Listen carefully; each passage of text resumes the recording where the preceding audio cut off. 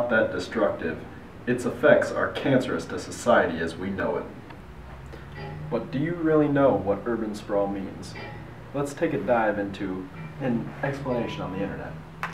Urban sprawl, or suburban sprawl, is a multifaceted concept centered around the expansion of auto-oriented, low-density development. Topics range from the outward spreading of a city and its suburbs to its logical limits to low-density and auto-dependent development on rural land. But what does that really mean? Basically, it is the outward expansion of a city instead of the upward expansion of a city. It is low-density housing combined with high gasoline consumption, lots of highways, and higher use of cars. Basically, it means you can't walk anywhere, you have to drive everywhere now. But how does that affect you? Think about it. When was the last time you walked to school? The grocery store? The doctor's office? Would it be feasible to walk to the district's court? How about your workplace? Odds are you live too far away from these places.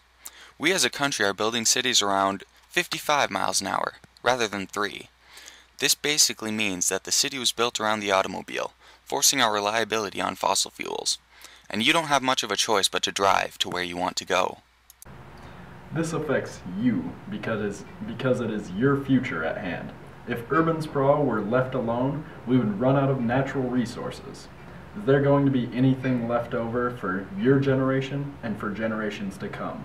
That is up for you to decide. It is up to you to leave something for those younger generations. An urban sprawl lifestyle, it doesn't leave anything left over. It's not sustainable. Now that brings up the subject of sustainability. Now let's take a look at an internet definition of what sustainability is. Sustainability, in a general sense, is the capacity to support, maintain, or endure. Since the 1980s, human sustainability has been related to the integration of environmental, economic, and social dimensions towards global stewardship. Essentially, what this means is that if something is sustainable, it will be able to continue in its ways. Sustainability is the efficient use of your resources. And let me tell you, urban sprawl is not efficient, and it is definitely not sustainable.